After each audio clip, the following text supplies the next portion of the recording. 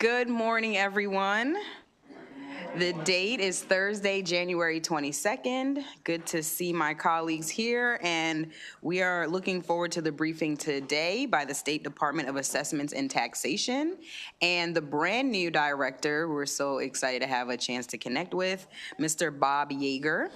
So I will ask you to do a little bit of an introduction so that we can get to know you and your background a little bit ahead of our work together.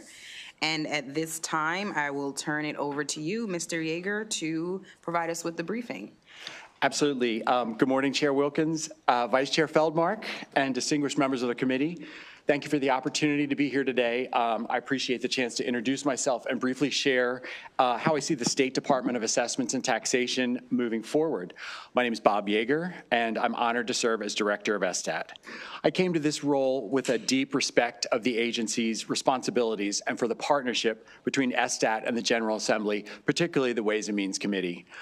Given STAT's central role in property assessments, tax credits, and business services that directly affect Maryland's businesses and residents, as well as its economy and local government revenues. So today my goal is simple: to share my priorities as director and to outline how we're positioning STAT to be a more modern, responsive, and fiscally responsible agency in a tight budget environment. As you asked, Madam Chair, a little bit about me. So I'm a licensed attorney. I was the deputy director of STAT prior to being appointed by Governor Moore last summer. Before that, I was the assistant commissioner for policy at the Office of Financial Regulation. So I've worked with that team through policy issues and strategic planning. And then prior to that, I was a legislative officer for STAT and the State Tax Sale Ombudsman. I launched the State Tax Sale Ombudsman's office in 2020, right as the pandemic was hitting, and we expanded services to homeowners at risk of tax sale. Prior to that, I worked for various government law offices. I worked at the Baltimore City Law Department under Mayor Stephanie Rawlings Blake. I worked for the City of Newark Law Department under then Mayor Cory Booker. And I've worked in private practice, estate planning, tax, business, and real estate. So it was really those combination of coincidental qualifications that sort of made me perfect for STAT, because those are the three things we deal with. So very, very grateful for the opportunity to take STAT into the next chapter, and looking forward to sharing with you what we have planned. So if we want to go to slide 2. So I'm sure this committee is very familiar with what STAT does. At its core, STAT has three main responsibilities: helping entrepreneurs and business owners form and register businesses in Maryland, providing fair and accurate property assessments, and fostering housing affordability and generational wealth through tax credits, exemptions, and support services. I can leave this slide on. This is a little bit more detail about sort of what we do, the breakdown within our tax credits unit, the different tax credits that we have. But again, I'm sure this committee is very familiar with those services. So if you want to go to slide 3. So in support of our purpose, our mission is to provide the best possible service to our customers across all divisions and establish a positive, meaningful workplace for our employees. Our vision is a modern, innovative, and customer-focused agency, one that earns public trust through excellent service delivery, operational excellence, consistency, and clarity.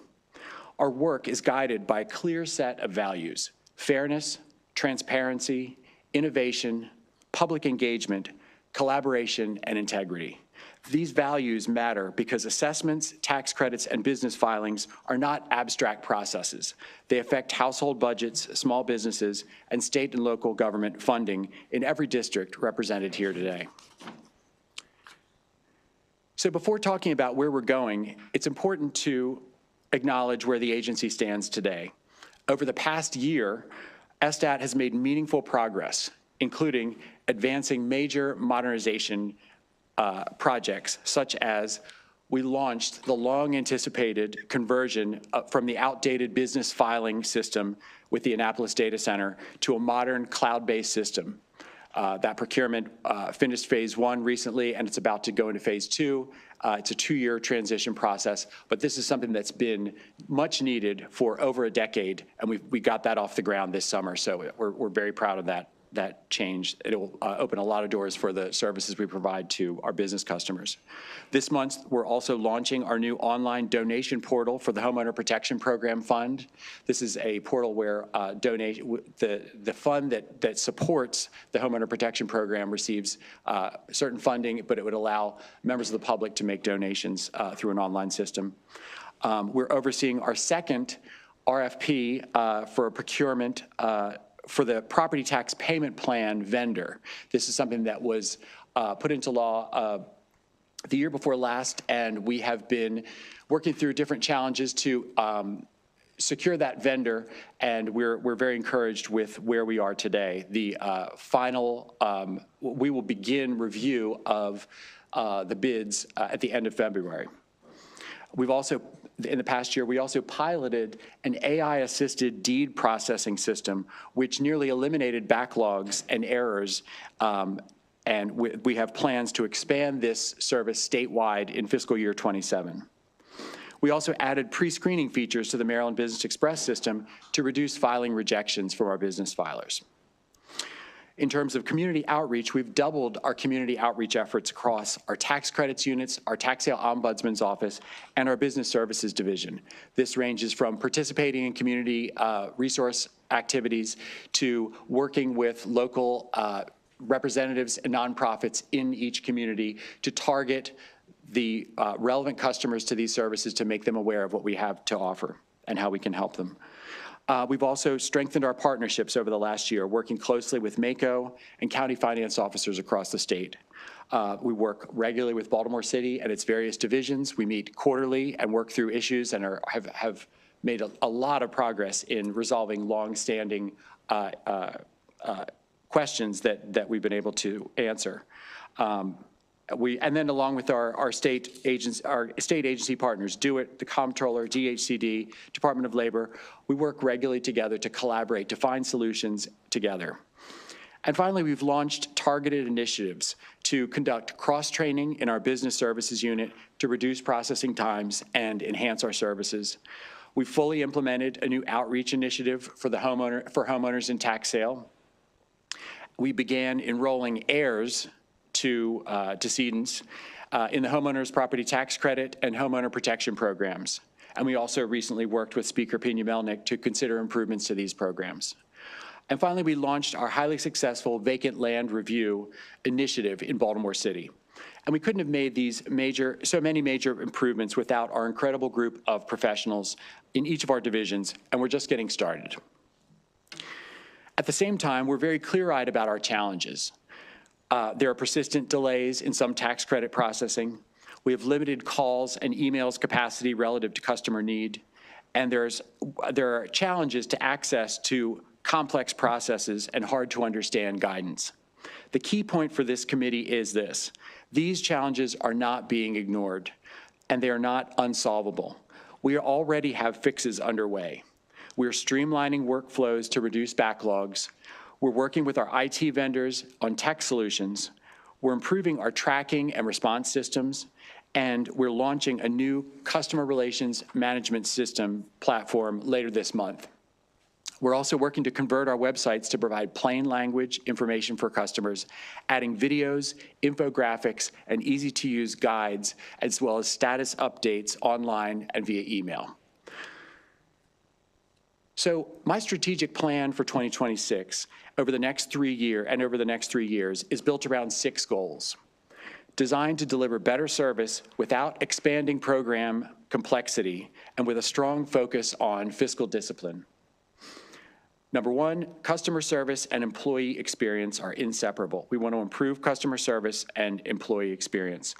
The key steps include implementing internal and external customer service training across all divisions, identifying and better deploying multilingual staff capacity, improving customer communications and service experiences, and enhancing employee engagement and job satisfaction.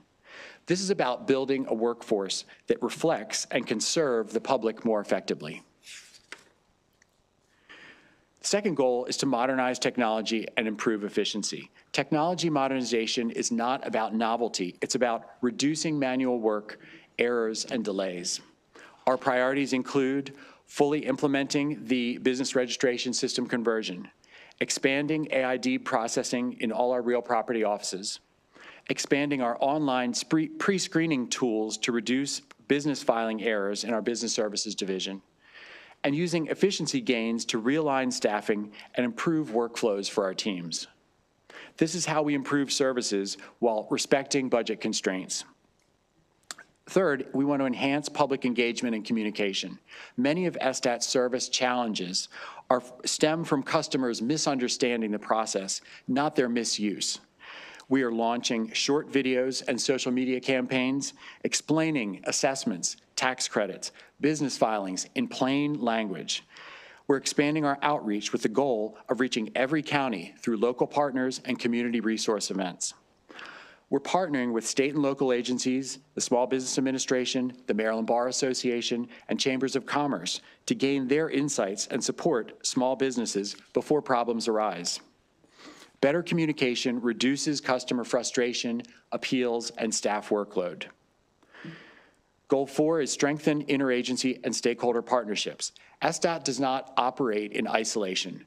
We are committed to continuing close collaboration with city and county finance offices and major state agencies, maintaining open, policy-focused relationships with city and county government, and importantly, members of the General Assembly, as well as advocates and community stakeholders. This collaboration improves implementation, flags issues early, and avoids unintended consequences. Fifth, we want to strengthen oversight and accountability. SDAT is making compliance a key goal and key focus, ensuring that resources are used efficiently and systems are monitored carefully. We're working on new standard operating procedures to control spending and guide teams' collaboration, using new project management tools to increase accountability and efficiency, and enhancing our technology and internal audit tools to ensure programs operate optimally and as intended. This preserves resources, improves audit results, and supports teams' operational continuity. Finally, SDAT has a responsibility not just to administer policy, but help improve it. So we're working on proposals to simplify and streamline tax credit program enrollment and legislative and administrative changes that improve user clarity, reduce processing times, and enhance accountability. We look forward to working with this committee on those efforts. So in closing, SDAT is at an important moment. We have a committed workforce, momentum on modernization, strong partnerships across state and local government. As director, my focus is on practical, disciplined improvements that deliver measurable results for Marylanders while maintaining the trust of the public, this committee, and the General Assembly. Thank you for the opportunity to present to you today, and I look forward to your questions and to working closely with you in the months ahead. Thank you so much, Mr. Yeager. We appreciate the presentation and learning more about your background. It is certainly suited to bring a lot of innovation and changes and expertise to EdStat, so thank you so much. I'm looking around and not seeing, oh, there we are. All right. Let's start with Delegate Wims for questions. Thank you, Madam Chair, and welcome, and look forward to working with you. This committee last year moved forward to the General Assembly bill that would deal with what we call different languages in various state applications. And I wanted to ask you, because I've gotten some calls from my constituents dealing with language access to some of the referrals they want to give to you. So could you tell us, I know you're doing a lot, you just said, but how does it relate to the different languages from our residents of Maryland? Absolutely, thank you. So currently we are working to have our applications made available in foreign languages. It's been, so far what we have available is if anyone contacts our office, we have access to a translator who can translate to many different languages, over 50 languages, to work with that customer. We also have our web pages are all translatable into many languages. The last obstacle has been to offer those applications in foreign languages or non-English languages because the processors, we currently don't have anyone on staff who can processes applications and review them. There is software that's available that can translate this, but a lot of our paper applications, we're looking to sort of solve two problems with vendors is having technology that can read the applications so they're more easily inputted into the system, especially handwritten applications, but then ones that can also translate that back into English for if it's an English-speaking processor. But we are working on that. It is a priority for us to make our services available to everyone. Okay, thank you. I'm glad you did say that it is a priority to you. It is. So thank you very much. Thank you, Madam Chair. Thank you so much, Delegate. I'm going to jump to my Vice Chair and then Delegate Hornberger. Thank you so much, Madam Chair. And thank you for the presentation, and thank you for all the work you're doing. I know you are really working to make the agency more responsive to constituents' needs, and I know we've had multiple conversations about that. And I really appreciated your presentation, sort of recognizing the challenges that your office is dealing with, and I think we all recognize that change takes time and you're working on improvement. I guess one question that I have, I've got a couple questions, but the first is particularly around response times on calls and emails. What is your current goal in terms of response time so that we have a sense to respond to constituents, so that nonprofits who are working with folks have a sense of what is the expected wait time at this point, and when is it time for someone to try to escalate the situation? Sure, absolutely, and I appreciate the partnership, Madam Vice Chair. We have worked with, that has been sort of a perennial issue. You know, the problem, I don't need to outline for you, is we have far more calls and emails than we have the capacity to respond to. There are times it's a seasonal process where we have busy periods for either business filers or tax credit processors. We could have 10,000 calls in a week. You know, we would need many more agents than we have to respond to all those calls. Right. So what we've tried to do is make the information available, look at the underlying cause of those calls and try to make that information more available, and look at how we can avoid customers having the problem where they need to contact us.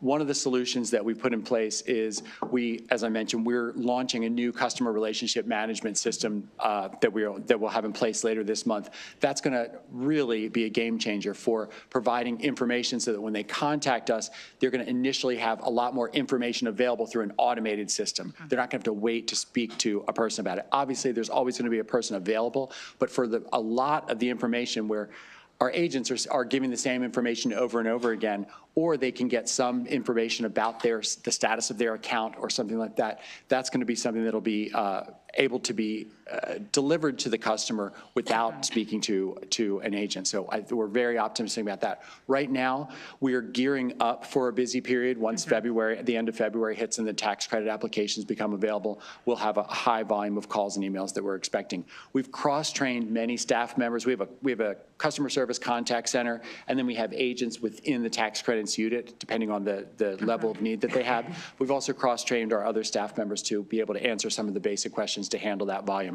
Again, it's making the most of the team that we have, but we have this AI-based tool that's going to help us better respond to their requests. The current expectation would be that you would be on hold possibly for as much as a half an hour to 45 minutes, but there's someone who's always adjusting which agents are going to. There are certain agents that are taking tax credit calls, and some are taking business contacts. So it depends. They're always monitoring the volume of that and trying to reroute that. But it doesn't take much to overwhelm the system if everyone's contacting us at the same time. So we're looking for ways that we can make information more readily available. Make sure that common questions are something that we can resolve. And I think that's sort of what you and I talked about. Right. If it's an issue about a specific question on an application and everybody's calling about it, it happens every year, let's change the question on the application. Let's look at that requirement and see if that's something that's a tall order for someone who's a lay person who's not an attorney to provide this information. So we're looking very carefully at a multi-prong approach for dealing with calls and email volumes. We also, the customer relations system, this is something that has already begun, where some email questions are able to be responded to with an automated status update. That will be expanded where it's more individualized to that person's specific account. If they have, what was the rejection reason for your tax credit application? Things like that can be provided through that system. So it's not where we want it to be right now, but we really do have a plan to improve it dramatically and really continue that focus until everyone is able to successfully navigate this process, because it doesn't do us any good to all work over creating these great programs if people can't access them, or they can't cross the finish line because they can't. There's a stumbling block in the way. So we're very focused on that. Okay. And then I know we've talked quite a bit about the homeowner's tax credit and the renter's tax credit. Both of those programs, I think I was glad to hear you talk about the community outreach efforts and partnering with nonprofits. Both of them are underutilized in terms of the population that we know is qualified as eligible. So I'm curious if you can talk just a little bit more about strategies to reach folks who are eligible and address that sort of underutilization. And also, the second part is looking at folks who apply and are denied, and what sort of analysis are you doing in terms of determining whether folks are truly ineligible, or if there was sort of the application process itself became the barrier, and how are you sort of processing that analysis? Sure. So to start with the outreach initiatives, one of the strategies we've had that we're looking to ramp up in 2026 is partnering with our local nonprofits that represent at-risk or specific targeted communities within each county. We're a state agency. We're based in Baltimore. So if we're going to get that outreach out there, we work to collaborate with nonprofit organizations. They know where vulnerable communities are located. They have a relationship with them. They are a trusted part of their community. They conduct outreach, whether it's hanging hang tags on people's doors to let them know about different resources. That includes our contact information, tax credit information, whether it's holding senior resource events and allowing us to have a booth and share information with residents there. That's one strategy. Also partnering with lawmakers. I really want to use the reach that you all have through constituent services, through newsletters that you have. I know Delegate Patterson and I have spoken about this in the past too, and it's something that I want to really ramp up. If you're sharing information or resources with your constituents, we would love to provide documentation that you can use to share with them. In terms of making the process, we do look very closely at the success rates on applications. One of the things that we will be launching at the end of this year when we update our homeowners property tax credit application is we're going to, one of the stumbling blocks is someone applies for the homeowners tax credit. They say, well, I meet the income threshold, but for some reason their property is not listed as their principal residence. So that would make them ineligible. So what we're adding to the application is a signifier that the applicant authorizes us to screen them for the homestead tax credit, which that process is basically, we check with the Motor Vehicle Administration records to make sure their driver's license has that address as their address. And so that would allow us to take a two-step process from one application and reduce that group of rejected applications by changing their resident status and then moving forward with the other eligibility.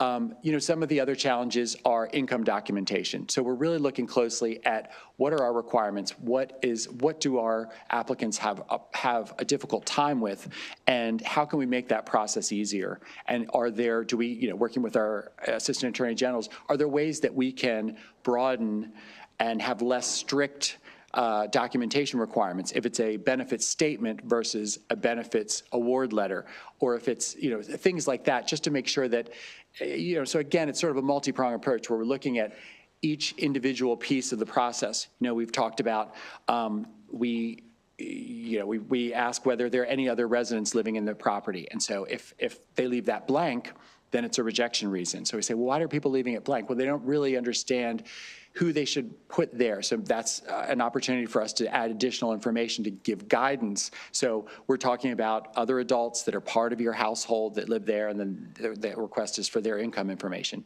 So I think it wasn't designed to be a complex process, but it ended up sort of being that way because of the many, eligibility requirements. We're trying to get people these credits, but at the same time, we have to be just as vigorous about making sure that we're limiting access to the credits to people who are actually eligible for this. So it's a careful process, and we learn a lot from our audits, and we learn a lot from engaging with our processors to see what those reasons are, and we're looking to make changes. And then if something legislatively has to happen, maybe that's something that we can bring to this committee to say, is this an important part of the eligibility requirement? Because we've found that this is a significant stumbling block for people. What's the fiscal note look like? Obviously, there's lots of considerations, but that's something we would look forward to working with you on. I think there was a third part to your question. I'm sorry if I left that out. Okay, sure. Thank you, Madam Vice Chair. Delegate Hornberger. Thank you, Madam Chair, and I appreciate all the, what I'll call customer service enhancement that you all are doing. It's making a difference because I get constituent feedback. I really had two questions. One deals with, the huge influx of requests that you get based on these milestones. And it seems to me that it's more dependent on the outcome of those applications as opposed to the date they're being submitted. So my question is, why not move in the direction of like a rolling application window, whereas depending on when your application comes in, if it's too late or too early, it might go on to the next year, or it might not, because what I'm finding is folks are concerned.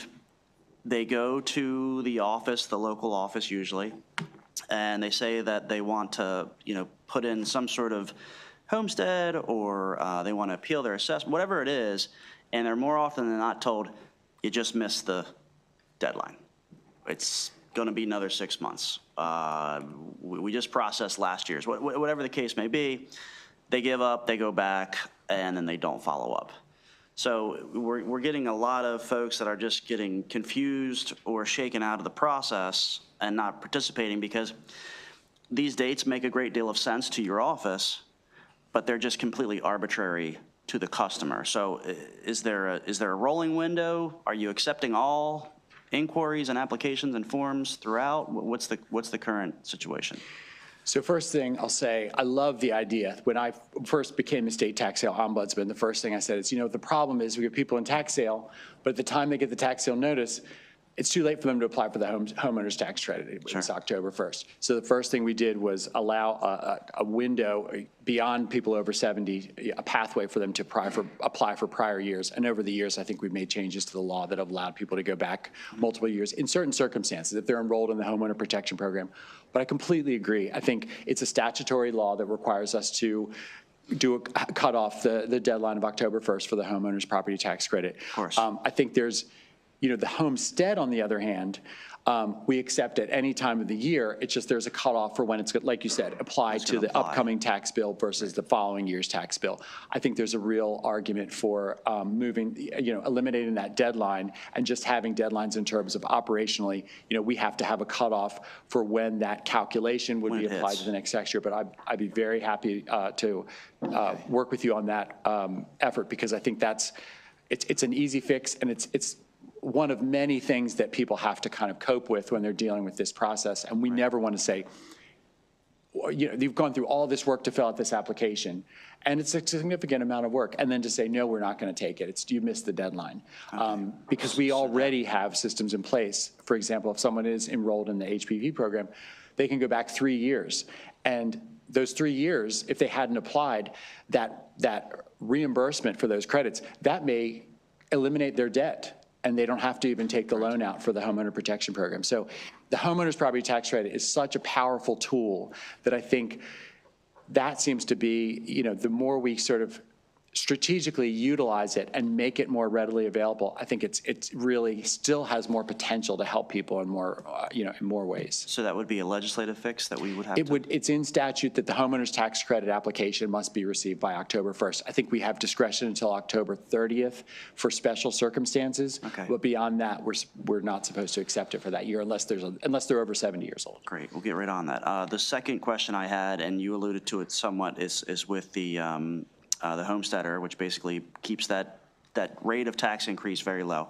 Right.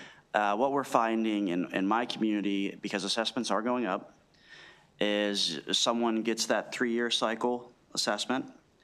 They don't have the homesteader tax credit. Their assessment goes up. They find out about it in their escrow or in their yearly thing, and they say, oh, geez, I'm all of a sudden now owing a great deal more property tax. And they go to the tax office because they're just not cognizant of these processes and credits. And then they're looking at, well, can I get that reassessed? I missed the window for the homesteader tax credit. Like, basically, how do I mitigate this massive increase in property tax? So my question to you is, can they at that time apply for homesteader, make it retroactively applied? What does that process look like once they find themselves uninformed, albeit, at the tail end of that process and wanting to reverse it? So the way the homestead was originally set up is when you apply, it's based on the change between when you became eligible and the following assessment. year. Yep. So what was changed a couple of years ago was that we can allow you to be considered for eligibility the previous year. Right. So that would allow you to have access to it this year. If it's a little bit of a clunky process, and we're going to work to make that a little bit easier to navigate. But if there's a situation where someone is in that set of circumstances, they can contact the tax credits office and get assistance with applying for that prior year eligibility. Okay. They can talk them through that process about whether, because it will depend on sort of when during the year they're applying for it. So if they've gotten the notice, it's too late for them to, you said, appeal their assessment. If they have this increase in taxes and they're applying, say, right after July 1st when they got their tax bill, Yep. even the prior year, it may not affect that July 1st tax bill. It'll depend on the dates. But that said, this is a mechanism of statute, the way it's written right now. So I'm happy to kind of explore that possibility of saying, all right, maybe we want to open this up a little bit more, because I think the intention is, if it's your principal residence in the state, we want you to have those caps. We want you to either have the statewide maximum 10%, or if your county has a lower cap, we want people to have access to that. We don't want it to be something that's limited to people who go through this process. We've talked a lot about kind of making that process automatic. The thing about homestead, and this is just our insight into our operational challenges, it's a snapshot. When we evaluate it, we get the application. As of today, your driver's license has that license on it. Yep. But the next day, someone may decide, oh, I'm going to move to something else. This is going to be a rental property, or this is going to be my vacation home. And so we're always sort of following a moving target. Right. We have audit processes. We get lists of thousands of people from different jurisdictions saying, please remove the please remove the principal residence status on all these properties. And so we send out a letter, and if someone doesn't respond to us, then we have certain processes to kind of verify. We'll look at the MVA records. If their address has changed, then we have to remove that. So, and then people might contact us and say, will you move the principal residence status? I do live there.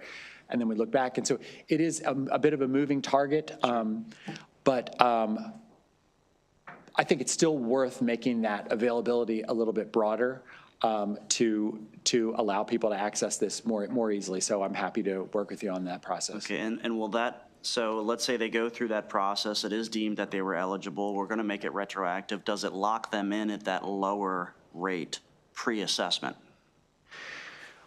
I don't want to I'd want to talk to somebody in Homestead about this, about what the effect would be. So right. if they were at the beginning of a reassessment cycle where they had a new higher reassessment and they were able to get the homestead for the prior year, it may allow them to jump back to that prior assessment.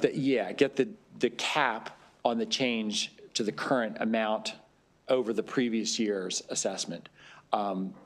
It would, Okay, yeah, it would be a little bit more straightforward if it wasn't when there was a new reassessment cycle, but I think that's correct, but I can follow up with you on that. Yeah, I appreciate it. Thank you. Thank you, Madam Chair. Thank you, Delegate. Sounds like you came up with a couple great bill ideas there, so. Exactly. Delegate Young. Thank you, Madam Chair, and thank you for the great presentation. Welcome to the team. Thank you.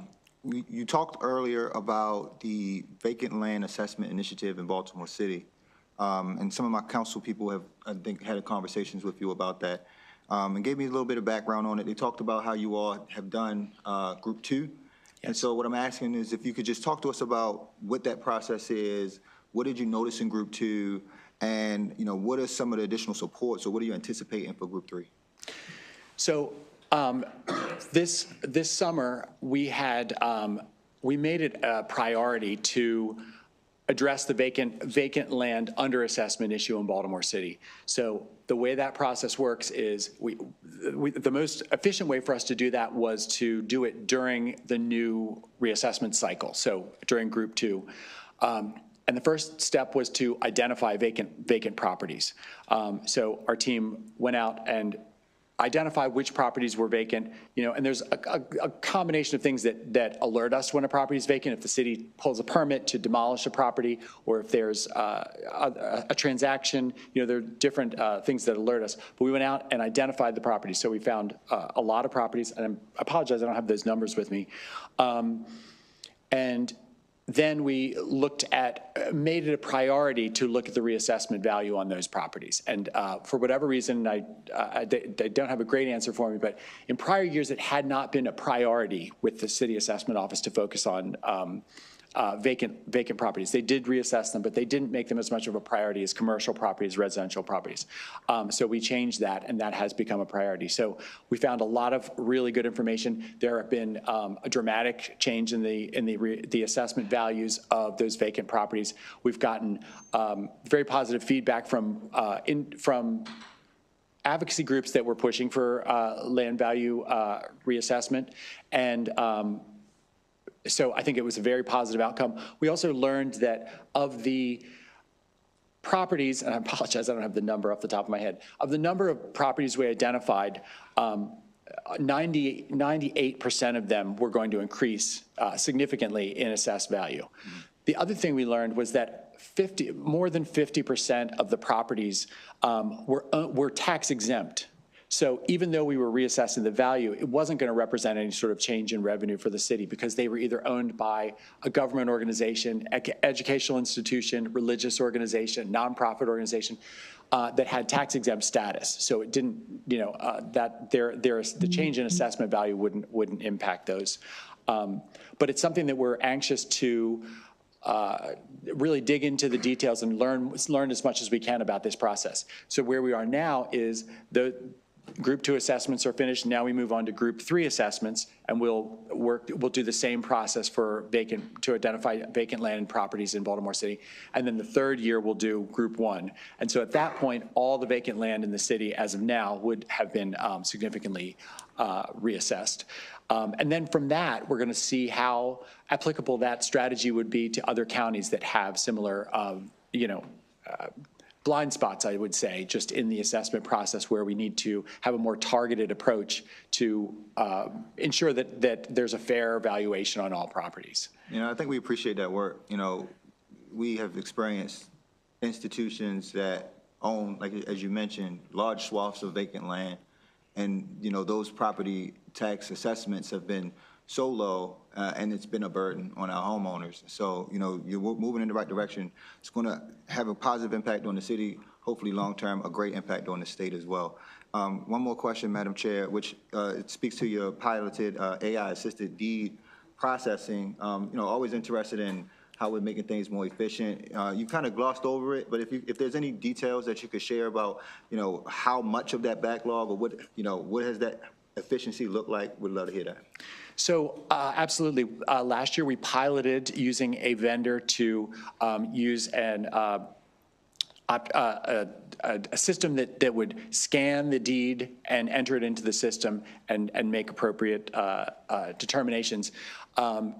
to see how that would work. And we did that in one county. And what it did was it eliminated the backlog. And we went from just under a 20% error rate in terms of entering information in, which did seem a little high when we were looking at it, to almost a 0% error rate. Wow. It went to 2%, and then we made a change to the system, and then it's almost at 0%, and it happens it happens very quickly. So it was a game changer for us in terms of making that very manual, repetitive process something that the system can do. And we have an audit team and the clerks that can still sort of review that process. Anytime we have a system that's automated, we have a high human validation in the process to make sure that there's not an unintended consequence, but it's been very successful. So it's something that we don't have money in the budget for this year, fiscal 26, but we are pursuing that for fiscal 27 for other counties. It may roll out in terms of, say, the larger counties that have the higher volumes of those deeds, and eventually to all counties. So to clarify, your pilot solved the problem completely. Is that what you just said? Yes.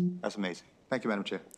I want to just mention one other thing that we do in terms of the vacant land assessments. Starting last year, we have quarterly meetings with Baltimore City, and it's all the divisions, mayor's office, city DHCD, transfer office, all their different divisions, and we work through so many of these issues, and so they will share with us lists of properties that they identify, because we've worked through definitions of vacant. The city might call it vacant, but that means that it's a property it's a building that nobody's in, whereas from SSTAT's perspective, vacant is the lot. It's a vacant land. So just working through those, and we're anxious to get that feedback so that we can correct any issues. And then as we correct issues, we're looking at what's the underlying cause here. Can we change a process or a procedure so that we've sort of ended the creation of these issues? Thank you again. Thank you, Delegate Hartman. Thank you, Madam Chair. Thank you for being here today. So pretty specific questions regarding, I think it's limited to commercial properties.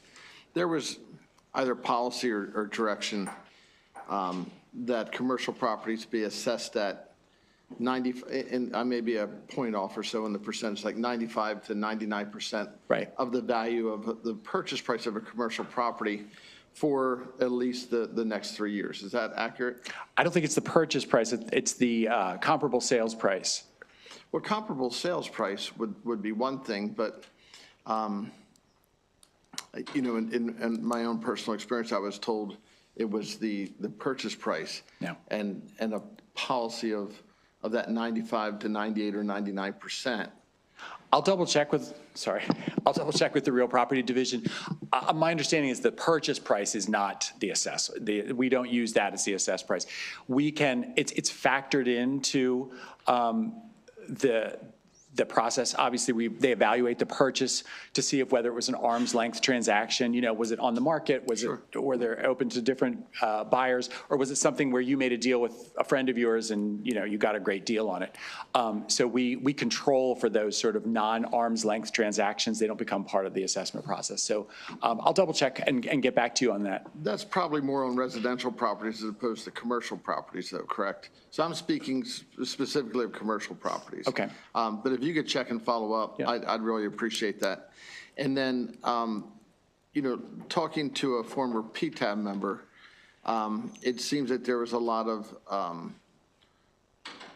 oversight from staff as to the outcomes of SSTAT staff to PTAB? Correct. Okay. So what should the relationship be between a PTAB member and what should be coming from staff? I understand that they may need some help in the process of the hearing, but what is the relationship? Is there any, I hate to use the word pressure, but it seems to be guidance or interference coming, okay. So it kind of takes away, to me, the purpose of PTAB.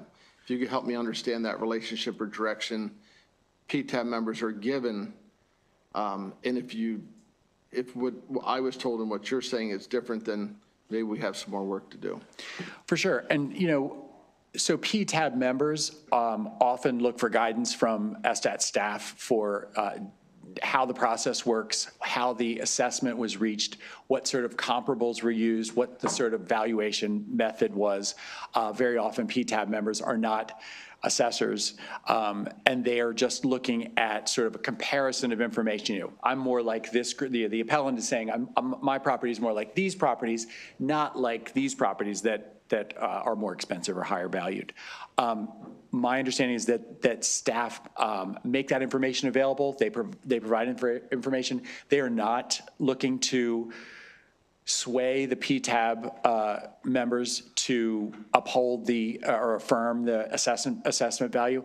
What they may do is share the underlying materials and evidence that we used when we did the initial assessment, so that they have a full picture of that process. But I'm happy to, review that with our real property team and just make sure that there's nothing that shouldn't be happening. So if you go to a PTAB hearing, you don't get an outcome that day, it's given later. So there's really no transparency in the process because you don't know what's happening behind the scenes. What prevents, if all the data is presented, if the assessor's given their side, the property owner's giving their side, what would prevent them from having an open discussion there in front of the person? If I go to a liquor board hearing, the liquor board members, one makes a motion that, we approve this or do this, it's voted on and moved on. What prevents the process of a PTAB, level appeal from being transparent from the property owner and that decision being made in front of them? Why can't that happen? So we don't control PTAB. PTAB is independent. It's a separate agency. So their process is not, directed by SDAT.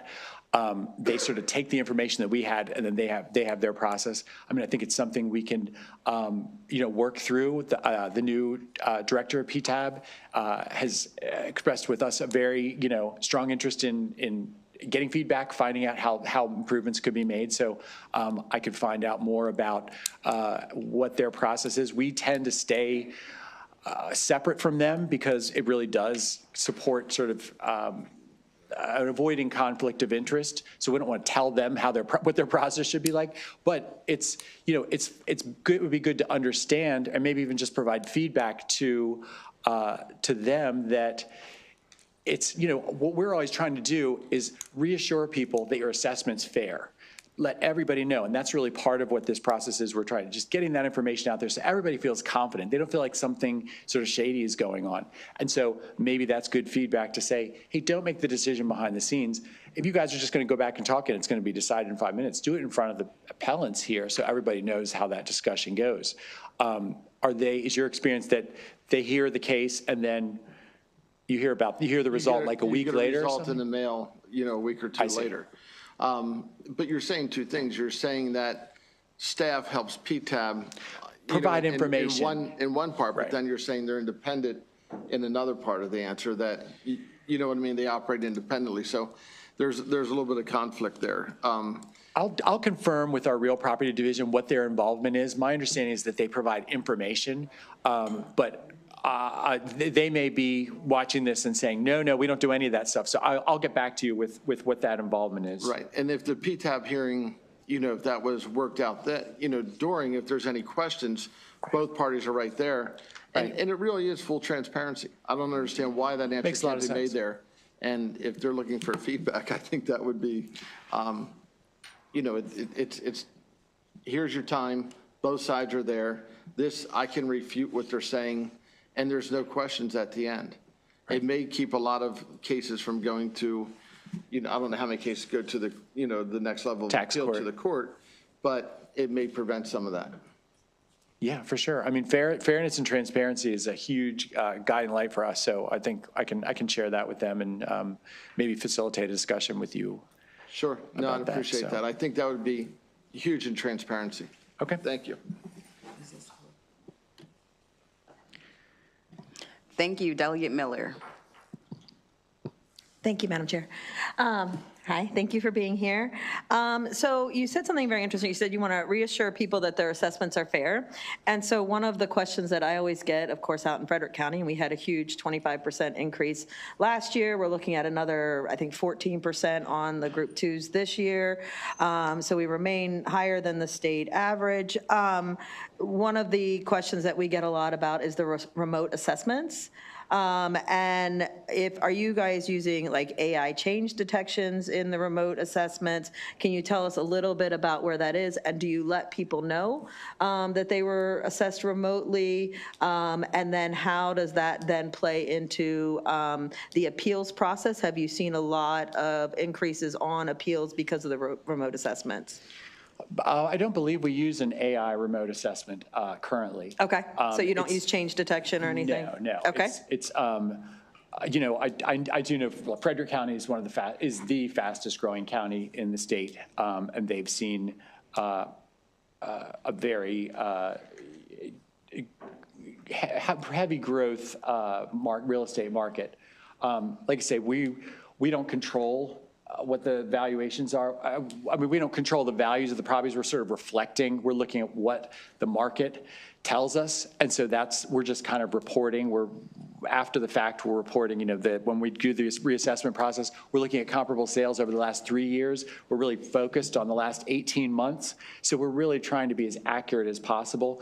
We have an elaborate process of valuation groupings where we're looking at comparable sales and then similar properties and incorporating all the factors that make properties different to try to be as fair as possible. As we mentioned, we're always trying to stay just below the likely sales price on a property. We never want someone paying taxes based on an assessment that's more than what they could sell the property for. So we try to stay in that, you know, mid to upper 90s percentage of the value. And we're always we're only placing values on properties that we can support. You know, we can support if there was an appeal or if we had to go to tax court. We need to be able to point to how we valued this property and how we were doing it as fairly and accurately as possible. So it's not, we don't have any sort of agenda to overassess any properties. I think for properties, you know, you'll know this, but for property owners in their principal residence, they should absolutely apply for the homestead tax credit because that's going to allow them to weather those increases much more affordably and have that cap on the annual increase. If it's another property, it's phased in over 3 years. But really, our focus is just accurate valuation. You know, the tax themselves, that's set by the local jurisdiction. You know, every year they evaluate their tax rate and how they want to charge that. And I think the nice thing about the system in Maryland is that we're not thinking in terms of revenue. All we're trying to do is focus on accuracy. What the counties want to do with that information is up to in each individual county how they want to tax their residents. But at the consistent starting point that everyone has is that their property is assessed at the fair value. So that's sort of our goal. Well, and you are using remote assessments a lot, or like, is there a percentage of remote assessments you're using? And then do you let people know on their assessment that you use the remote for it? All of our assessments are, so it's what they call a mass appraisal system. Mm-hmm. So it's individualized, but we also we look for commonalities in properties so that we can group them together. So each county unit evaluates, for example, comparable sales, and then they look at the features of those properties. And there's many, I would say more than a dozen factors that make up whether that property is similar to the comparable sale. So it's, you know, age, condition, building quality, effective age, location, topography of the land. You know, there are many factors that would even make properties on the same block different values. So what they try to do is take all those properties that have similar circumstances and then use those comparable sales to come up with an estimation of the valuation. So it's individualized, but it's also a mass appraisal system. And, you know, we have the 3 factors based on the types of properties, whether it's in commercial, if it's income-based, or if it's cost of construction, or if it's comparable sales. But that process is, you know, we follow the international, the IAAO standards is the global standard for our assessments process, and it's consistently applied. So we don't have any sort of notification on your reassessment notice that says, please note a special process was used on your assessment. You know, we don't have any sort of unique tool that's deployed in certain circumstances that we would have to identify as a warning. for that process. So I think the appeal process would be the same in any county.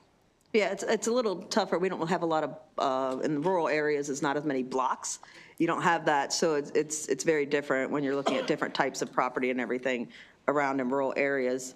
So I did want to talk about a lot of people, especially because, like I said, the 25% increase, plus it was a perfect storm of also our county did increase the taxes as well. So seniors are having a hard time staying in place. Young people having a hard time buying homes because of the increases in the prices. But really, our retirees and our older population being able to stay there. Obviously, we don't have any kind of homestead tax portability, but really concerned and the push for ADUs. So can you tell me a little bit about how ADUs are being taxed? Are we doing any kind of incentive to be able to allow our seniors to either move in with family, or, how can we support them in that, particularly if they are being, moved for like either a medical reason or something along those lines? So when we assess ADUs, that we have a process for assessing those properties. What we've seen is it's a county level sort of decision about the permitting and encouraging the development of ADUs. And I think it does. There's a good argument for it helping solve that housing availability for those extended family members. I don't know that there is a credit. I'm not aware that there's any sort of credit for ADUs. I mean, when we assess the property, it's all considered one property. So it's considered part of that property, the ADU. It's not considered as a separate, is that right?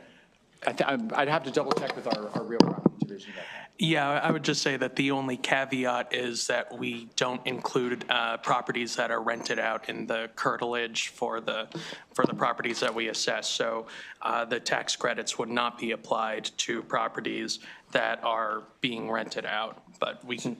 Right, so if it's your principal residence and you have an ADU that's being rented out, any credit that you were eligible for as your principal residence, it wouldn't be applied to that portion of the property, because it's not where you're residing. It's Okay.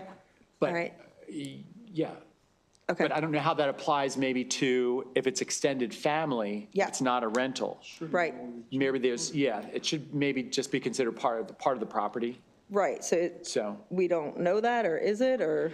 We can follow. I mean, you follow up wouldn't with know. Yeah, you wouldn't know that just by doing like a scan or something along those lines, Right. or okay. Yeah, All right, no, we can absolutely. follow. I'll get back in follow up. touch with you about that. I appreciate that. Thank you, Madam Chair. Thank you so much, Delegate. I do want to close out with a question. Something that I'm excited about that you mentioned is one of your pillars and priorities being community outreach and engagement, especially in the underutilized programs. And in particular, getting information to us that we can post on social media and in our newsletters. I wanted to know what the timeline is for you to be able to share that information out with us. I would love in the next couple of weeks. I assume there's a robust marketing and media team that can put something together. So perhaps you can share that with us in maybe 2 weeks or so. Absolutely. It's one person. So we're a very small agency. We do these interagency team meetings, and they'll be like, the policy team and the communications team and everyone else. And we have one person for policy, one person for communications. But absolutely, Alyssa Nolte is a new communications officer we just recently hired.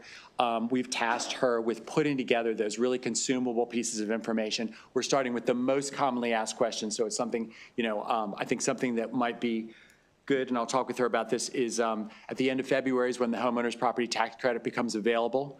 And so maybe that would be a good starting point to say, here's an infographic that you could share. We're in the process of, creating those videos, putting the materials together to do that, allow it for, create things for social media. But I'll take that as a takeaway to do for the, for the launch of the first collaboration. So that sounds great. Wonderful. I'm excited about that. So thank you. And the final question from me is that back in 2024, a little before your time in this role at SSTAT, we passed legislation that would allow the homeowners' property taxes to be paid in installments. And that's a major priority, I know, of the House, and one of our really critical areas of work this session for our speakers around affordability and also around accountability. And so I want to check in, now that we're in 2026, around the implementation of the installments and payment plan to help our constituents to be able to better afford payment of the property taxes, where we are with that, and how implementation is going. Absolutely. So once that bill was, just a reminder, so once that bill was effective, I believe at the time the agency had worked with Do-It to try to find a vendor that could provide this service. Do-It had spent several months and wasn't able to come up with anything. So what that led to was a development of the RFP process that we put out. We got a technical writer. We worked with Do-It. We worked out all those processes that are in that payment process. So it's like a lot of these programs, it was just sort of a basic guidance of how we wanted it to operate, but then all the nuts and bolts we had to figure out. So we did put out that RFP. We did not get any bids on that, and so this fall we made adjustmts. We worked with the technical writer to make some changes to that, and then we launched a second RFP in December. So we've been through the phase now, and there are certain rules about talking about procurements, but we did have interested vendors who worked with our procurement team during the question and answer period. They had questions, which were good things to hear about, and we provided answers to them. And so now we're at the phase where the deadline for the bids will be at the end of February. And so at that time, we'll review the bids, see what different proposals the vendors have for us, and then hopefully select one of the vendors. And then in those proposals, it should outline what they see as their rollout timeline. So how long that would take to put in place. And I think last year I said that the goal was to have this done by the end of fiscal 26. So I think we're still within the realm of that being done by the end of June. Some of the challenges, just briefly to touch on, is, it's the payment plan where people owe the money to the counties, but SDAT is sort of the intermediary between, taking that money on a monthly basis and then transmitting it to the counties through this vendor, working with this vendor. I think in other jurisdictions where they've used this, the vendor worked with the tax collector. So say it was Anne Arundel County, you owed them a certain amount of money, they would offer this program, and you would get on a payment plan, and you would already sort of be enrolled with them because your property's in that county. For this, there's a little more complexity because someone would have to enroll. And so just getting the vendors to understand that. Now, it's not necessarily new territory. I think that there are escrow companies out there. And we're talking about the group of homeowners who are not already paying their property taxes on a monthly basis through an escrow with their mortgage payment. It's people who either own their property outright or have an unusual mortgage where they're not escrowing their property taxes. So this would allow them to sign up, get on the payment plan, and then the vendor would pay that tax bill each July. So it's a lot of moving parts, but we're optimistic that we do have bidders interested. So we're anxious to see what sort of proposals they come up with. There's so many concerns that we hadn't even initially anticipated. There's a lot of customer service inquiries. How much of that does SDAT need the infrastructure to field calls and emails? If they're applying to the vendor, how much is the vendor going to take that on? If there are security issues about the money being transferred to the vendor, then is the vendor going to timely transfer that to the county finance office? So it's a lot of details, but I'm confident that we're going to have a better insight into how that program is going to look, I'd say in March. Thank you so much. Understanding the details of that implementation is very helpful. So we appreciate it and look forward to it coming online. Thank you. Last question for today's briefing, Delegate Long. Quick question.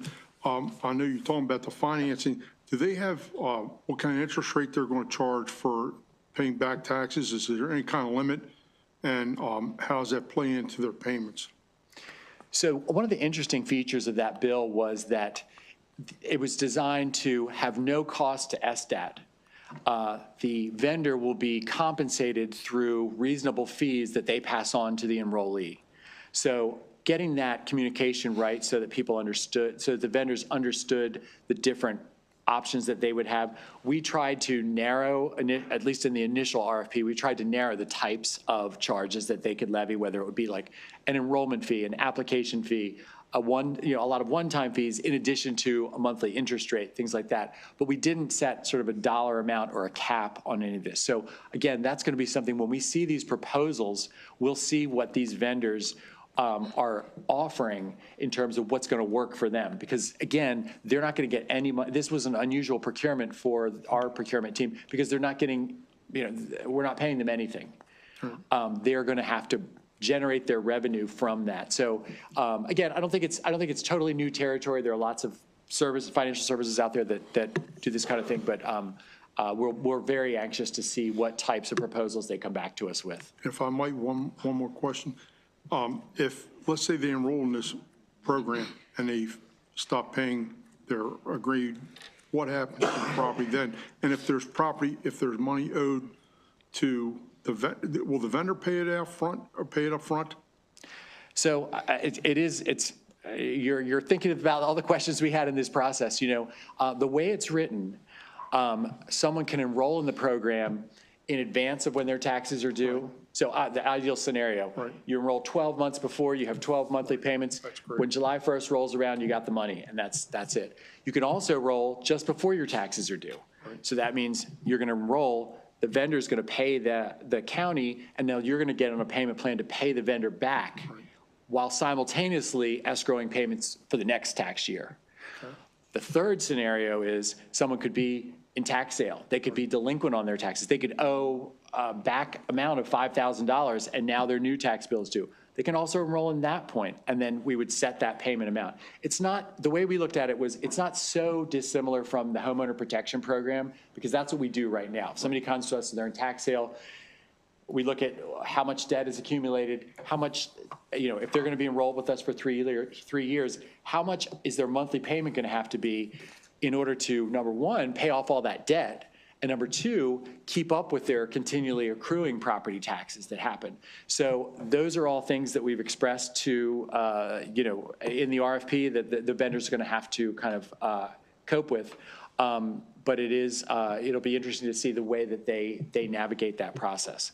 If they don't pay, I think one of the features of the homeowner protection program, if someone doesn't pay and we cancel their enrollment, and there are certain processes, we give them notifications, we try to reach out and help them, that sort of thing. But if ultimately per statute, if we cancel their enrollment, a lien is recorded against their property. So for whatever amount they owe to the state, because at that point we would have paid the county property taxes on their behalf. So the county's made whole, but the ESTAT is owed the money, so we would record the lien.